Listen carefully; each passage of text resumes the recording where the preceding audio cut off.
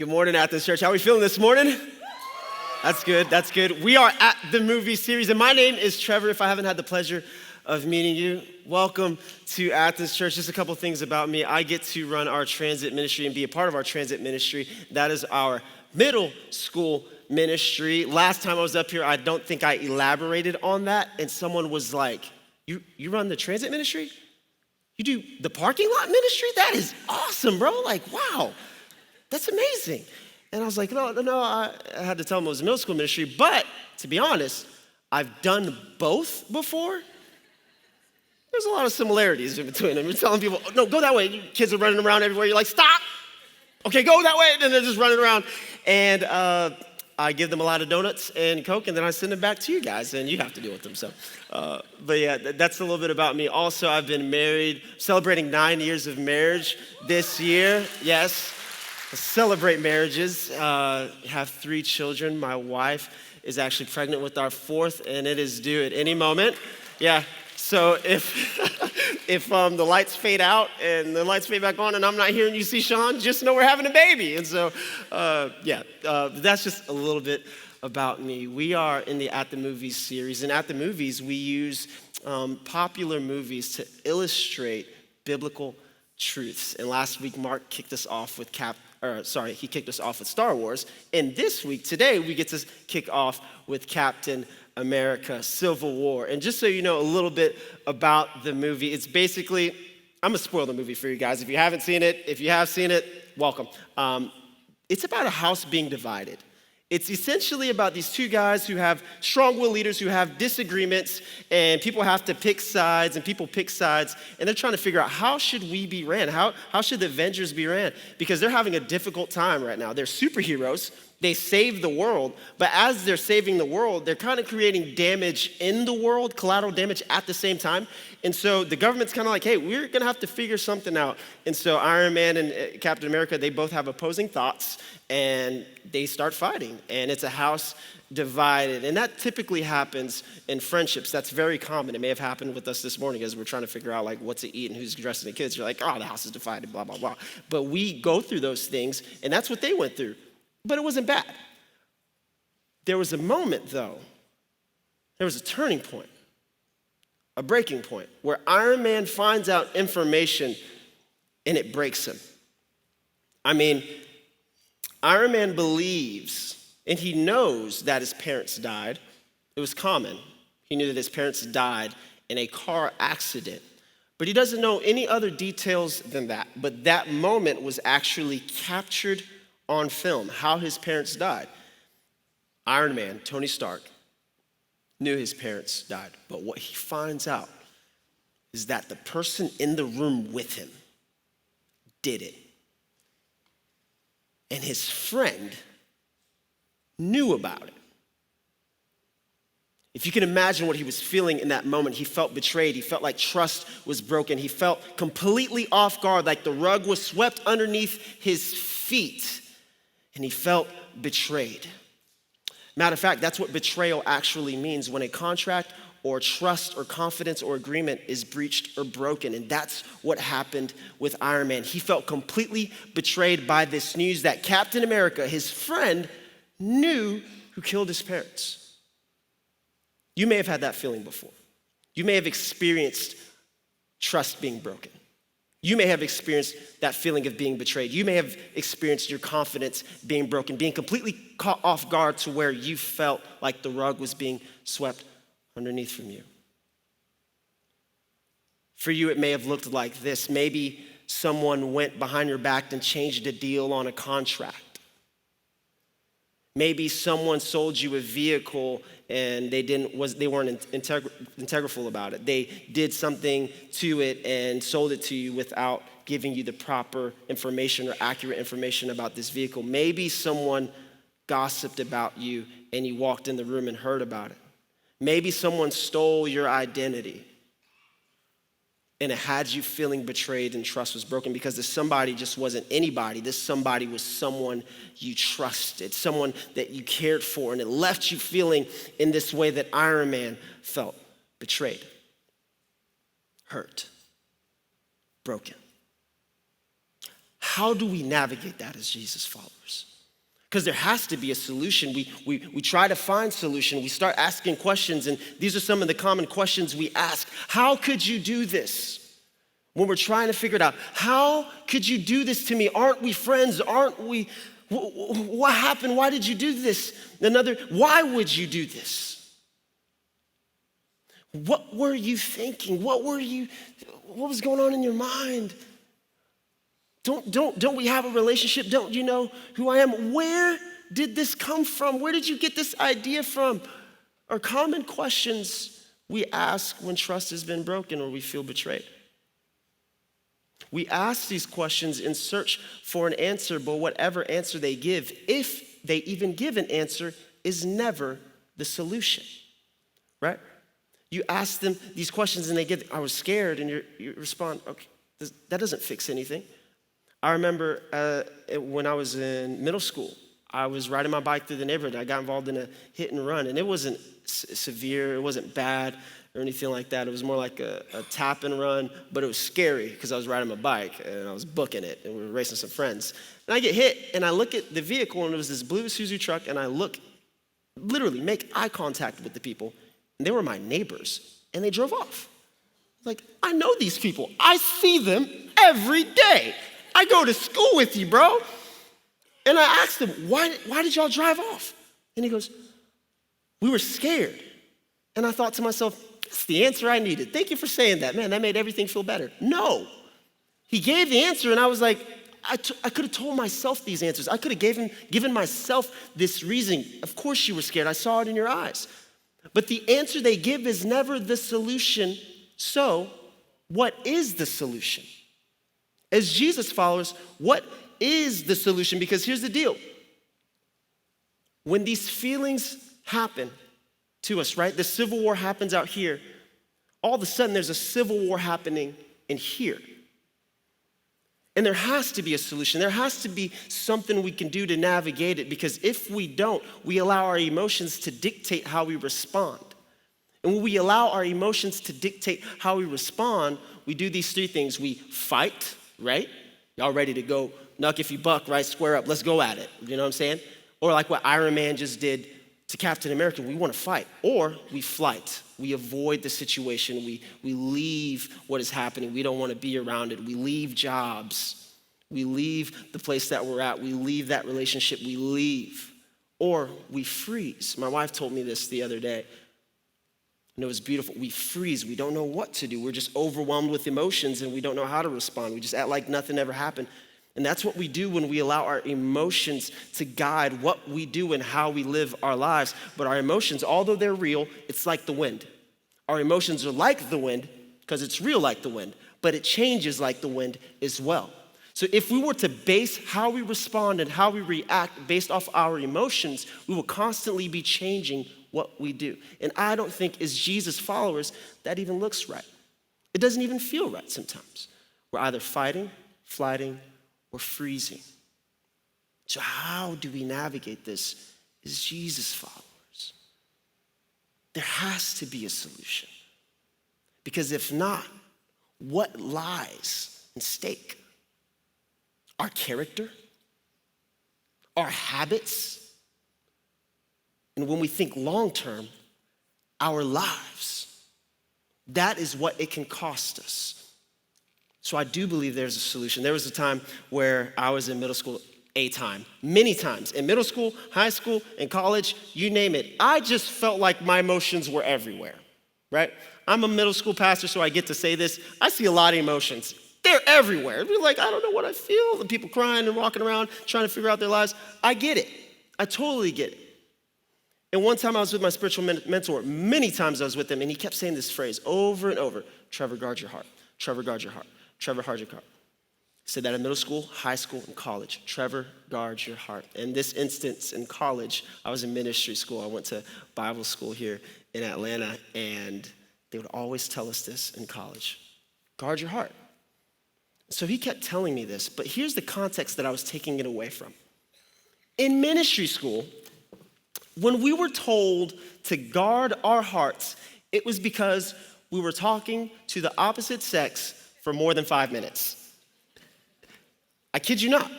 Someone will be there, someone who is older than us, a counselor, you name it, literally had a stopwatch and was like 4:55, 4:58, 5 minutes.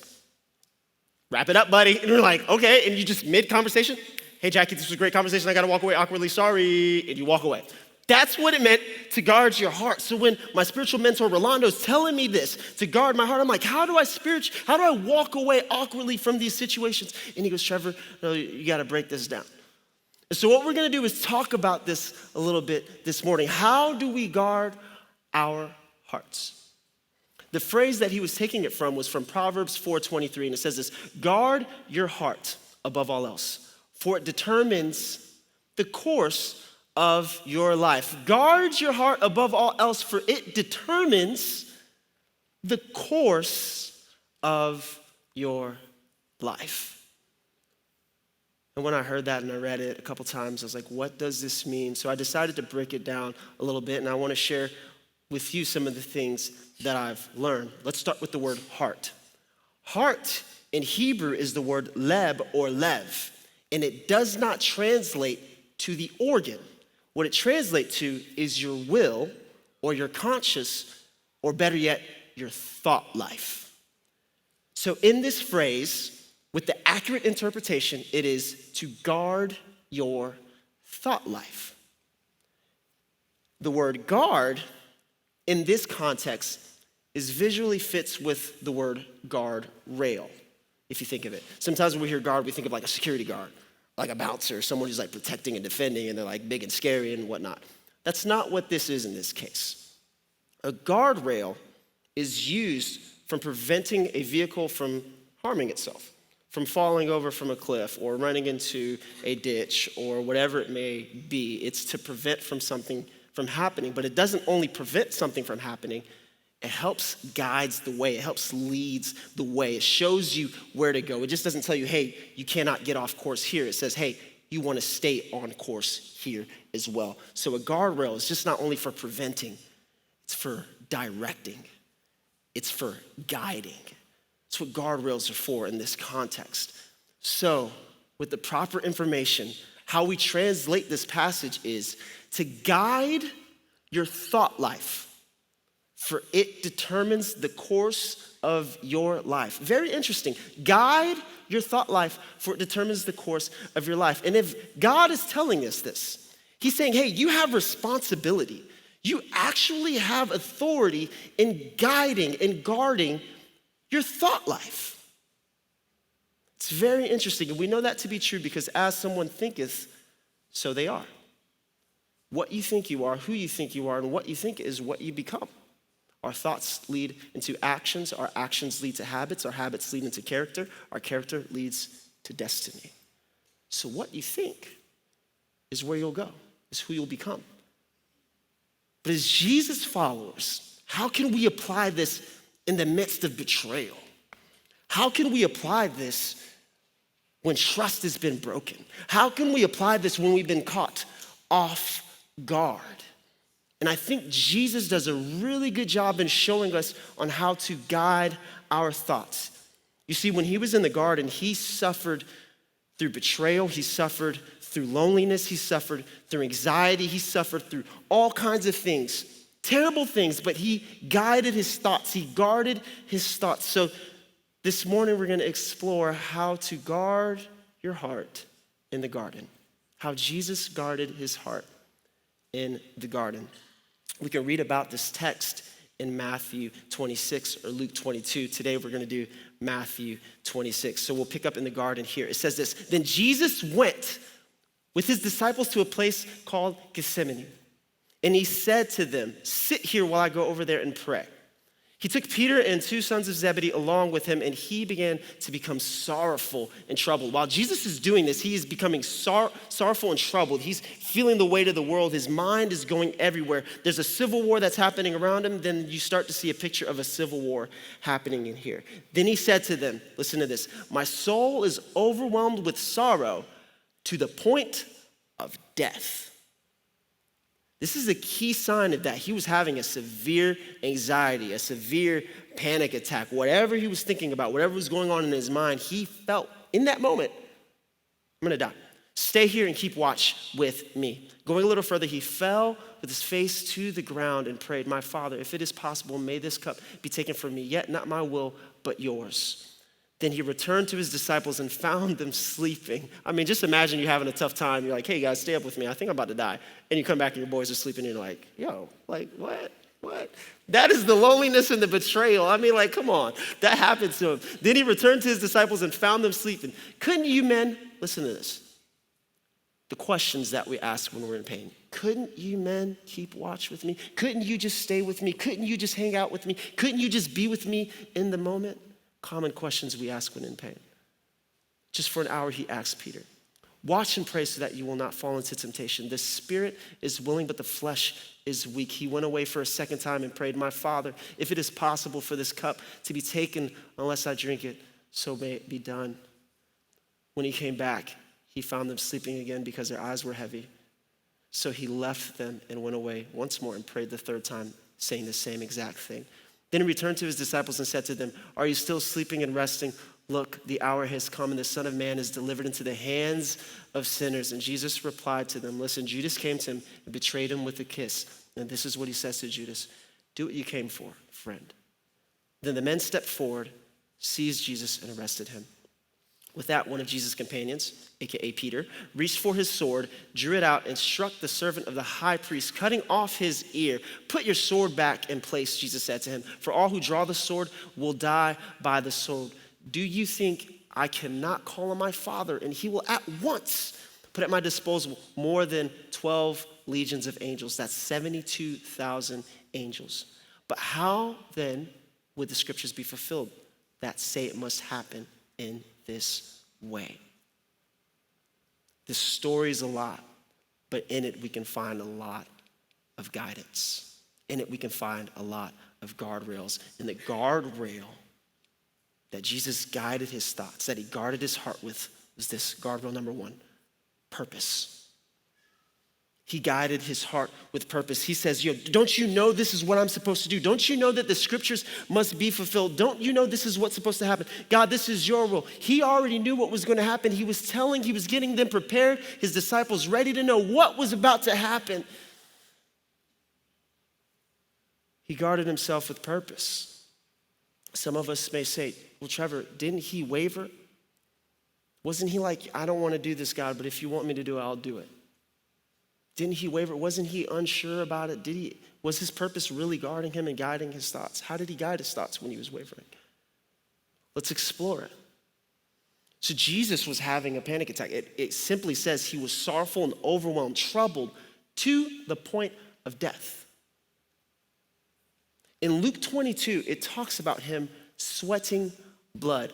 If you ever ask anyone here, how does a panic attack feel? I've had a panic attack before. And when I had this panic attack, and I've asked other people who've had it, it kind of sounds like the same language. I felt like I was dying. I couldn't breathe, and it felt like I was dying.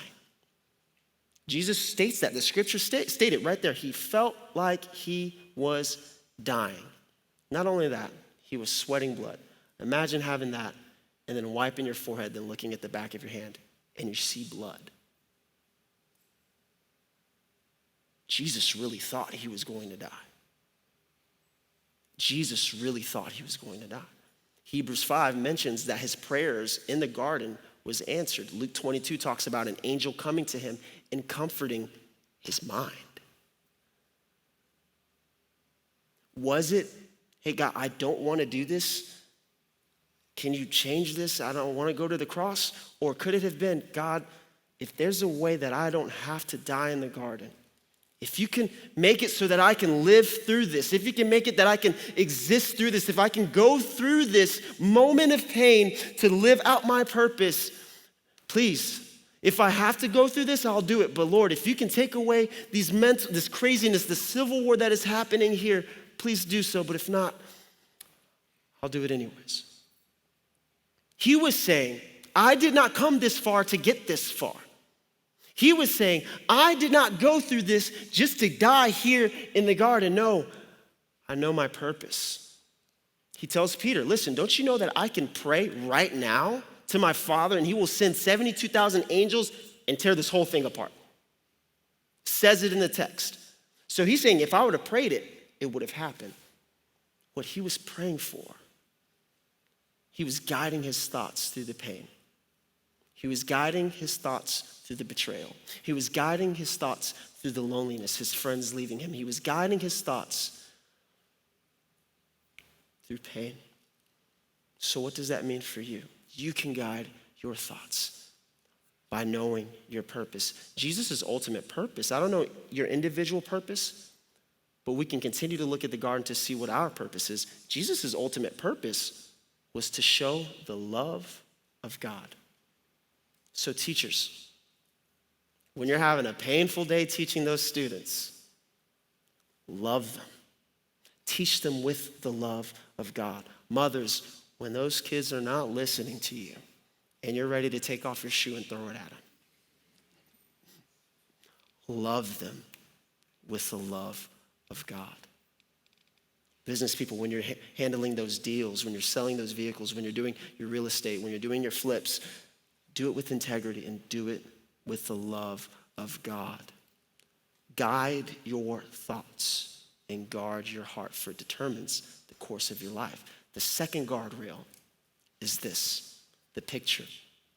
This is beautiful because we see a lot of text. We see things that the scriptures use, words they use to paint a picture, and we get to see the picture that Jesus is looking at. And so let's read this in Matthew 26:43. It says this: when he came back, he again found them sleeping because their eyes were heavy, so he left them and went away.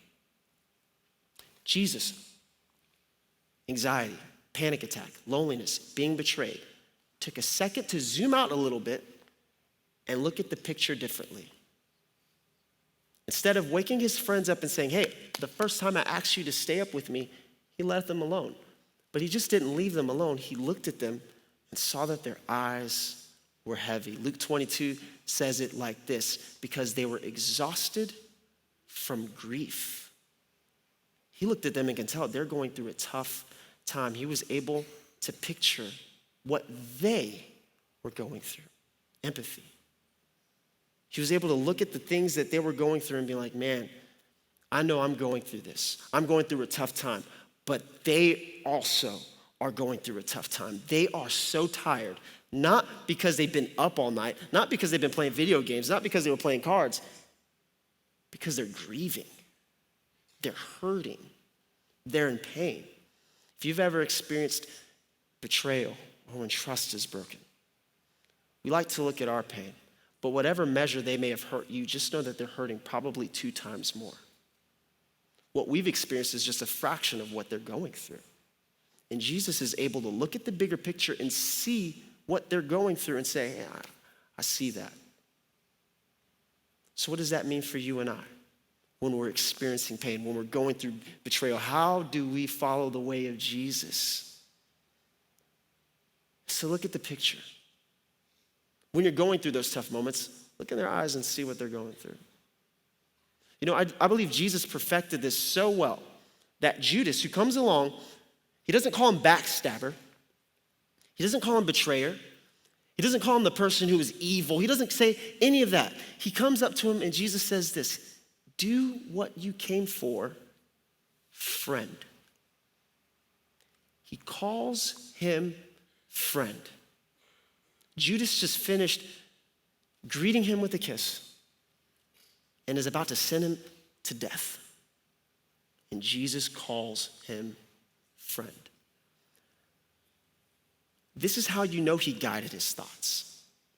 Because he was able to look in the eyes of Judas and say, you know what, I know you're hurting. And I'm not saying because I'm empathizing with you, what you're doing is right. It doesn't give the person permission or a pass for what they did, but what it does is allow you to see the bigger picture and guide your thoughts. And Jesus guided his thoughts by not calling him a backstabber, not calling him a betrayer, but calling him friend. What do you get to do? You get to choose your words and speak your words into existence by saying things to guide your thoughts. That's the guardrail, the picture, the bigger picture. When Jesus was in the garden and he was arrested, every step he took outside of that garden was a step closer to the cross. And on that cross, he would yell, he would scream these words, Father, forgive them. Father, forgive them, for they do not know what they do. Every step he took, every moment, he got closer to the cross. He got closer to that moment, saying and speaking and declaring forgiveness. The third guardrail is the step. The third guardrail is the step. A step towards forgiveness. A step in the direction of forgiveness. Forgiveness doesn't say what you did was right or I'm forgetting what you did. What forgiveness says is I'm going to allow to dictate my thoughts. Because sometimes we think forgiveness is a feeling. I have to feel like forgiving. I don't think Black Panther felt like doing anything right. He probably wanted to hurt that man. That's what he felt like doing. But he took captive his thoughts. He guided his thoughts and said, I'm done with this. He decided that. It's not a feeling. It's a decision. It's not a feeling. It's a step. And you get to guard your thoughts. You get to guide your thoughts, guard your heart by taking a step towards forgiveness. I mean, I get it. We've all had things happen to us where we don't want to forgive. And we hold on to that pain. But that's all we're doing, is holding on to the pain. When you hold on to the pain only hurts the holder. And you cannot get better bitter. Forgiveness says, I'm letting this go. The pain may still be there. The hurt still may be there, but we're taking a step towards forgiveness.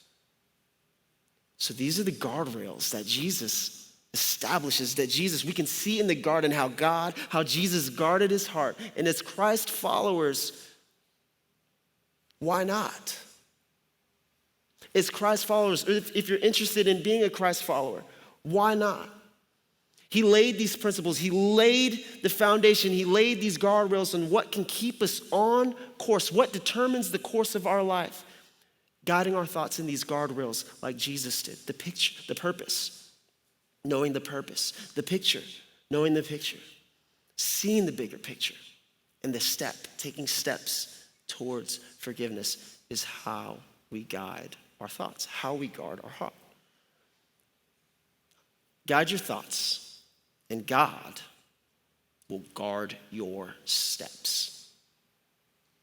Instead of allowing emotions that are like the wind to dictate your character, therefore dictating your destiny, why don't we just follow in the ways of Jesus? What would it look like, Athens Church, if we were people who were governed by principles that Jesus set, principles that God set, rather than our emotions that change like the wind? What would it look like? How would your business look differently? How would your relationships look differently? How would this city look differently? It would be amazing, I can tell you that much. There'd probably be a whole lot more unity. There'd probably be a whole lot more love, a whole lot more compassion when we decide to allow principle, guardrails to guide our thoughts rather than our emotions that are real but changes. This passage my mom used to pray over me, and she made me memorize it as a young kid, and it was something that she'd be like, Trevor, when things don't make sense, here's your sense of direction. When things feel destructive, this is your sense of direction. She told me this, Proverbs 3:5, trust in the Lord with all your heart. Do not depend on your own understanding. Seek his will in all you do, and he will show you which path to take. Trust in the Lord with all your heart. What that's saying is trust God even with all of your thought life. Lean not on your own understanding. When it gets crazy and hectic and it doesn't make sense, know that he's going to give you that sense of direction. Acknowledge him in all your ways, and he will show you which path to take. He will show you which path to take. I'm going to leave these three things with you. You can take a picture of it if you want, but these are things that I practically say over myself, and these are things that I want you to practice during the week. when you run into pain, because it's going to happen, or you may be sitting in it right now. These are three things I say. God, I trust you. God, I trust you. I will follow your ways. I know your sense of direction and it's best for me. Be my guide. God, I trust you. I'll follow your ways. Be my guide. Let's pray. God, I thank you so much that you've shown us these guardrails, that you've given us guidance, and you've told us how we can live our lives that is best for us. We don't have to operate with emotions that shift like the wind, but we can build our lives, our characters, our thought life in the patterns of Jesus. We love you and we bless you. In your son's name we pray. And we all say amen and amen.